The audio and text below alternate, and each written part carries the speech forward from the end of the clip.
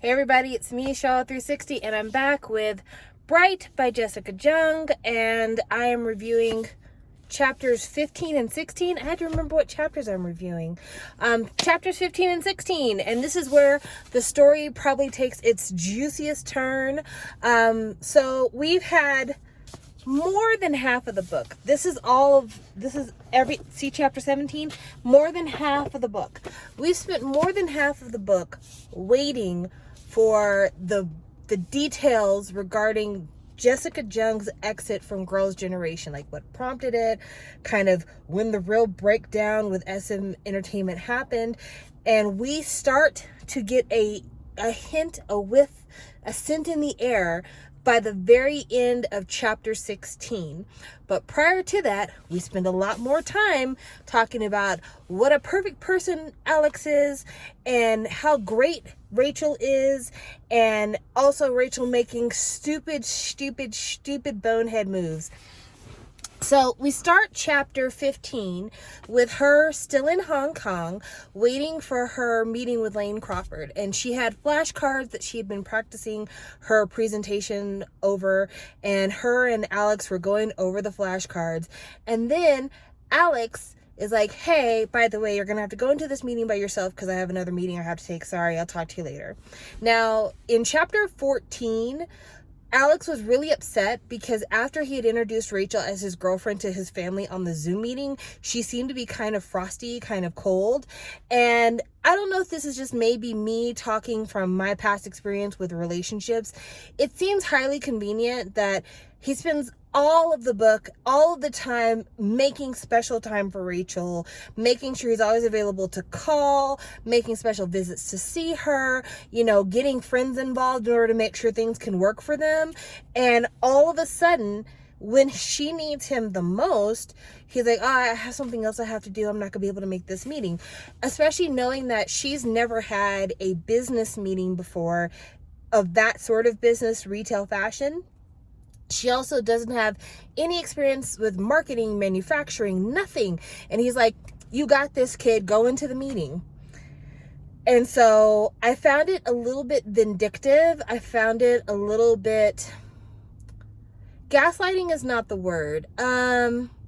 It feels like he's trying to build a reliability on him, like make it to where she needs him in order to get anything done, and then punishing her when her behavior doesn't match up with what it is that he wants from her or the reactions he seeks from her. So anyway, she goes into this meeting in Lane Crawford, and for some reason, instead of her doing all of her research, sorry, not the vid, just spit one down the wrong way. Instead of doing all of her research on like fashion and processes of putting things in real stores and stuff like that, instead of that being the focus, she spent all of her time researching the person she was planning to have the meeting with. So she was expecting a junior buyer for this store, Lane Crawford, to be at this meeting. Instead, she gets a senior VP, which is a pretty big deal. And this senior VP is a lady named, I think, Celeste, and she's asking real questions. She's like, how many pieces do you have? We have been kind of gun shy about doing celebrity lines because we almost did a celebrity line with the Ong twins and they had a falling out, and so it cost us time and effort, and we really don't want to do that again. And because Rachel is so fucking digmatized, and because Alex pulled this last minute I can't be at the meeting shit, and a different person showed up to the meeting, instead of paying attention to what Celeste is saying and being able to contribute real conversation with Celeste, when Celeste tells her about how difficult it was to work with the Ong twins, Rachel is thinking about the fact that one of the twins has a long-term boyfriend that she didn't marry because who needs labels? Which also kind of felt like Jessica explaining the reason why her and Tyler Quan have been together for 9 years now and have yet to do anything other than be boyfriend and girlfriend. But you know what? Marriage is one of those things that it doesn't necessarily have to happen nowadays. Depending on what your lifestyle is, your financial needs, the involvement of children or no children, not everybody has to be married. Dating someone forever, it works for Kurt Russell and Goldie Hawn. That's fine. I have no problem with that. But I also feel like it's funny because I went on Soompi before I filmed this just to kind of get a look at like what the articles regarding Jessica have been in the last years since she left Girls' Generation. Most of her articles are either about her promising new music, about her promising the Shine book and the movie, which I haven't heard anything regarding the movie developments. Is that like off the table now? And then tons and tons, I would say at least 3 to 1 articles about her and her sister meeting up together and Jessica supporting Crystal's movies, music, whatever the fuck Crystal happens to be doing. So in some of the articles about Jessica that are like these super buttery, like flattery pieces, like definitely like Cordial hired somebody to interview Jessica and then sold the interview to a newspaper, that kind of stuff. She says all the time, oh, we're talking about marriage, we're thinking about marriage, but not right now, not right now, not right now.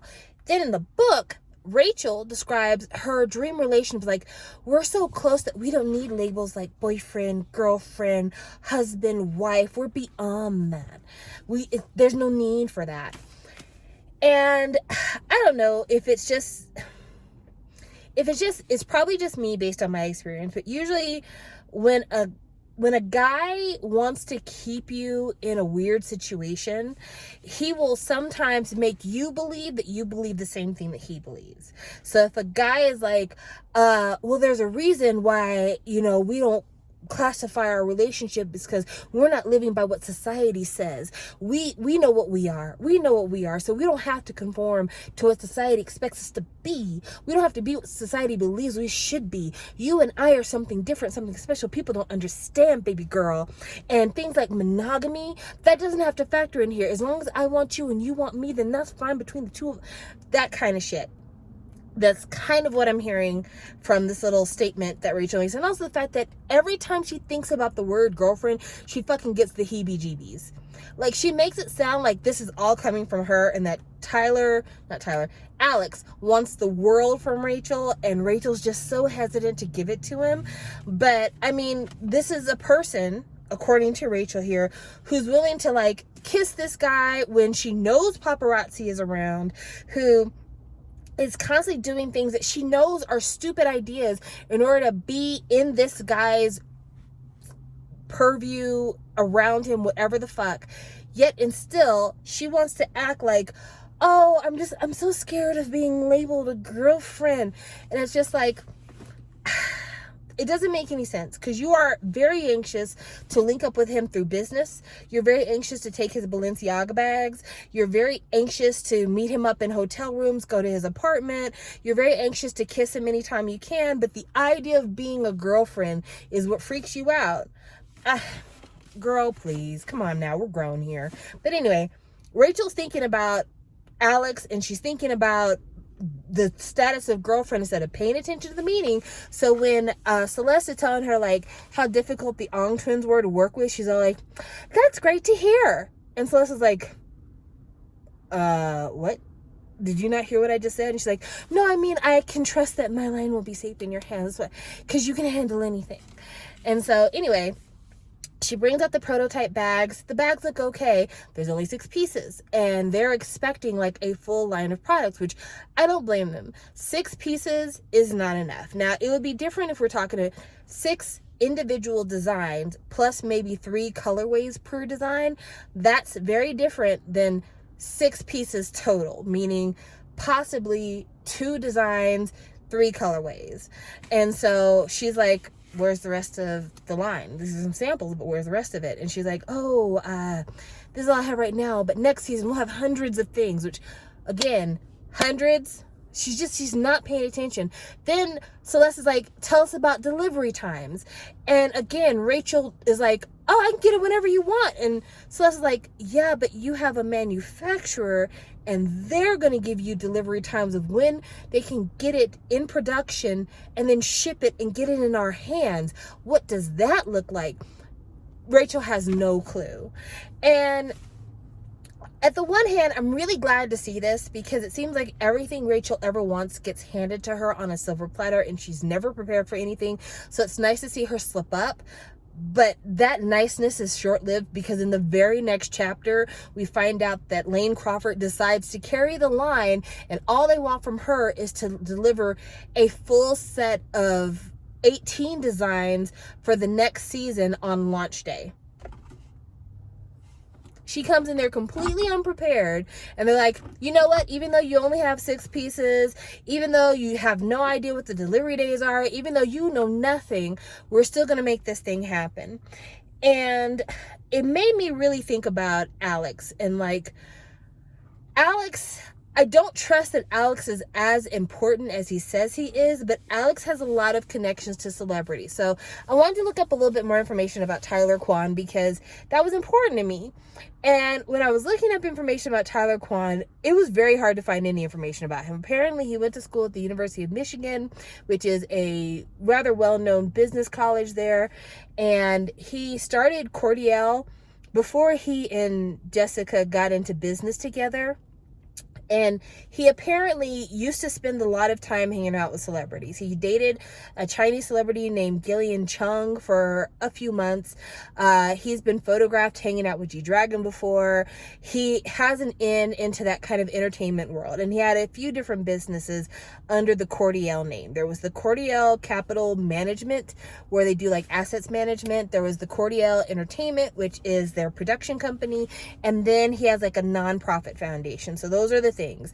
And in one article, which I absolutely believe was like a fluff piece printed by Cordial to try to make Tyler Quan look good, they say some believe he might be a billionaire. Girl, in what planet do we believe that Tyler Quan is a billionaire? Don't nobody believe Tyler Quan is a billionaire except for Jessica Jung. And if Jessica Jung really and truly believes that Tyler Quan is a billionaire, there are a few moves that he's not making that he should be making on your behalf. Number one, if Tyler Quan is actually a billionaire, you shouldn't have had Fabulous rapping on your debut solo single after you left SM. If Tyler Quan is actually a billionaire, you shouldn't be getting sued left and right for unpaid loans and broken management contracts and all this other bullshit. If Tyler Quan is a billionaire, why the hell are you on an Idol show trying to get shows again?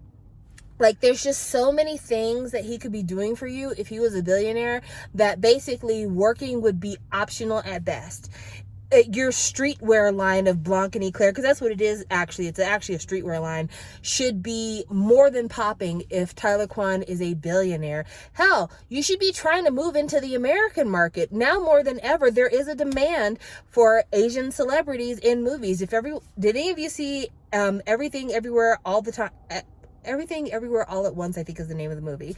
But there was a lot of Asian representation there. We've had Squid Games. We've had a lot more Asian presence in Western movies. Why wouldn't Tyler Quan, your manager, your lover, supposed billionaire perhaps, not do his best to get you into American entertainment lanes? Get you on television, get you in movies, get you releasing music. You should be doing work with 88 Rising. Like, there's just so much stuff that Jessica Jung could be doing if she had a billionaire backing her up. I don't believe it. I refuse to believe, unless the billions is like illegal mafia money, I just don't believe it.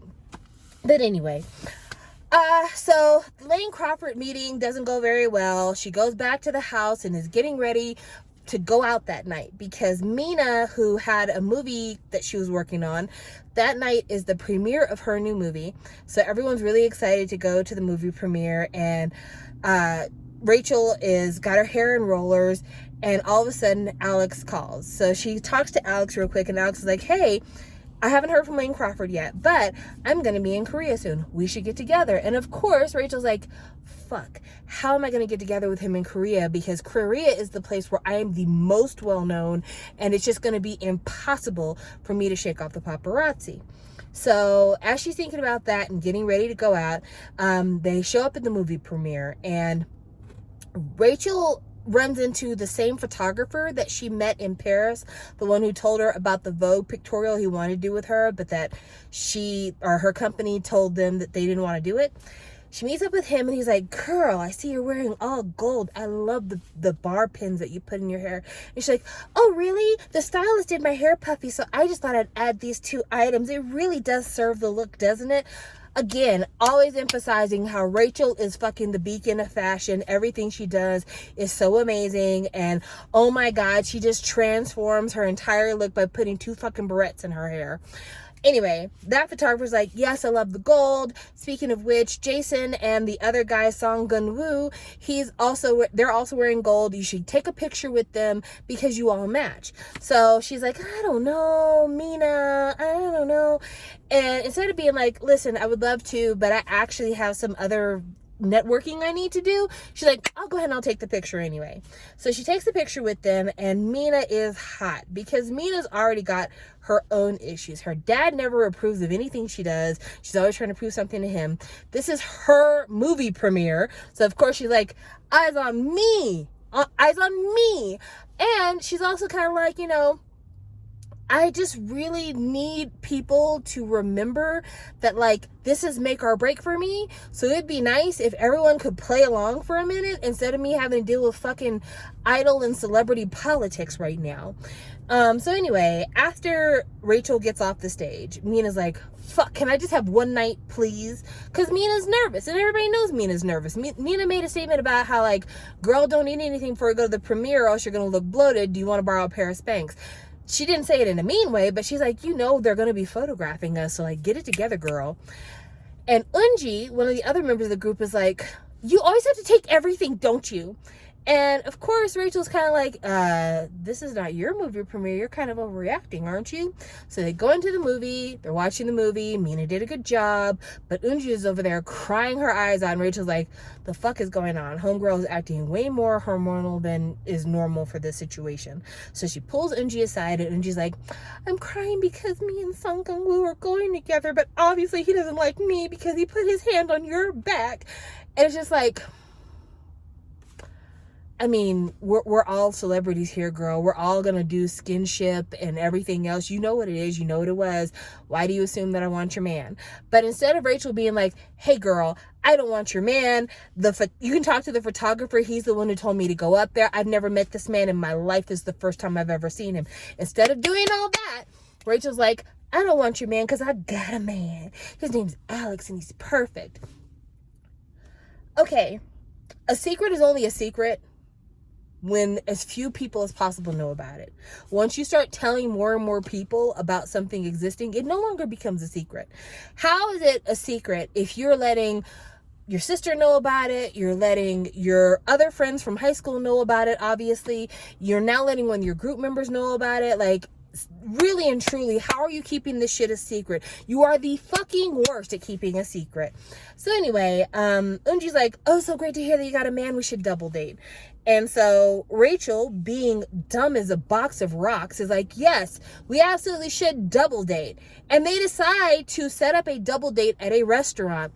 And they're like, well, we'll all arrive at different times and in connecting rooms, and then we'll put the rooms together, and it's a total mess. But anyway, Rachel cannot keep her hands off Alex. At every turn, fucking holding hands, kissing. They have a schedule they're supposed to keep. She's like, let's fuck the schedule. Let's kiss.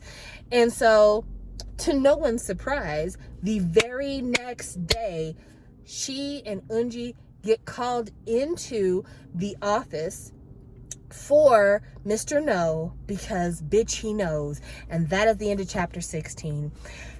And all I can say is, I went back to look at the timeline for the relationship between Jessica and Tyler Quan. The first time that her relationship with Tyler Quan was ever announced in any news was in, I believe, March of 2014. And that's when Wow TV, I believe, said that they had pictures of Jessica and Tyler going on dates.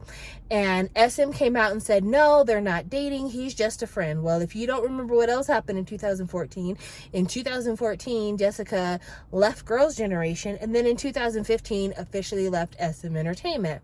So after she left SM, she tells everybody in 2016, which is more than a full year later, that her and Tyler Quan actually are dating, and that they started dating 3 years before that, which would have been 2013. So she had been dating Tyler for at least a year before they actually got together. And Tyler is one of the main investors in Blanc and Eclair, which is the line she started before she left SM.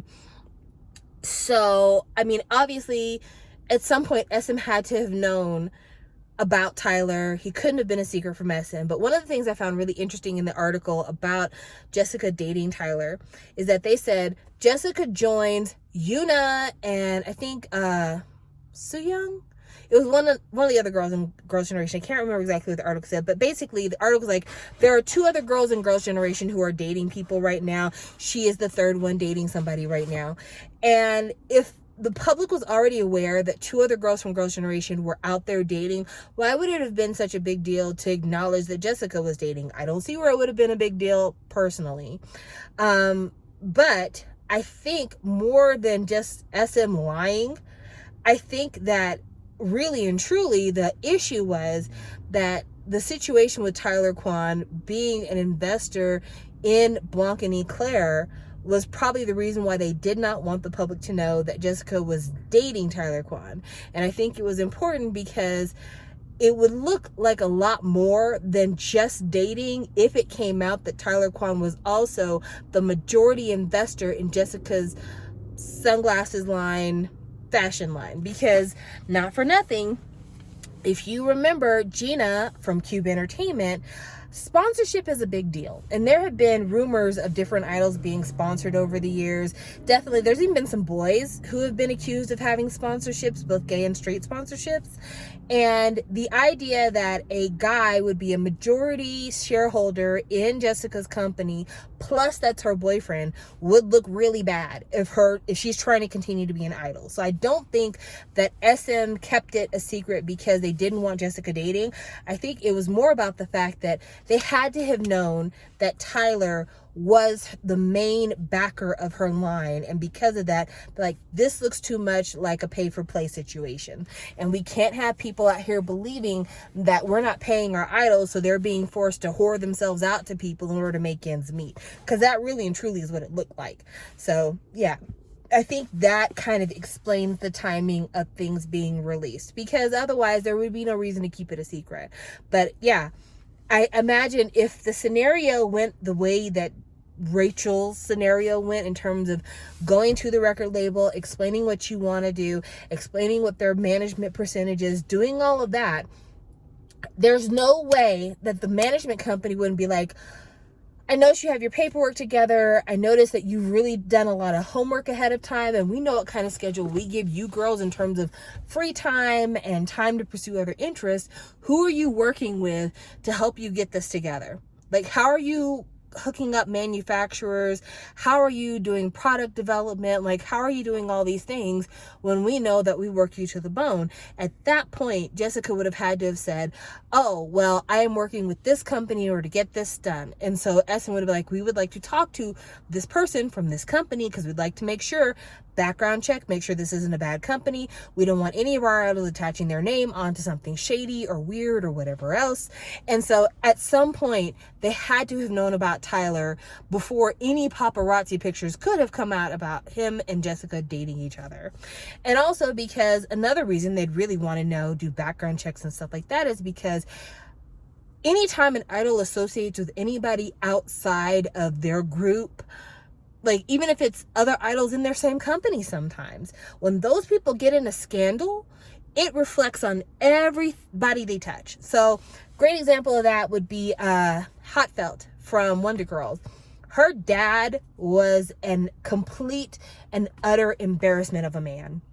He would sign contracts to make people's children idols, and he'd be like, my daughter is this idol from the Wonder Girls, so you know I have an in entertainment, so give me money and I'll make your kid a star, and would just basically take people's money. And these were people he went to church with, because he was like a pastor or a preacher or something. He was also like hardcore sexually harassing women at his church. Like, he was just a trash can of a man.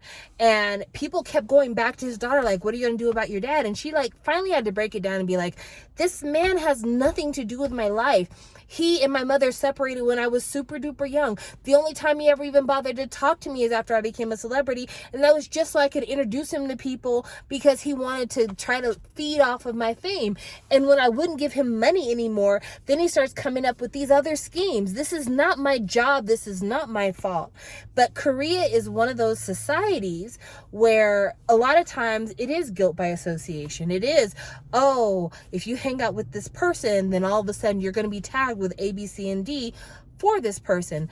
Korea is one of those places where a lot of the time, even if you don't want to have those kind of problems, you're just going to have those kind of problems because people tend to believe when it comes to a family, whatever your parents did reflects on the child, whatever the child did reflects on the parents, and you just can't be an independent person. Being filial is so important. And yeah, it's just, I think that explains a lot. I think it explains a lot, and hopefully other people will agree. So anyway, thank you guys for joining me for this, and then I'll be back tomorrow to do 17 and 18. Bye.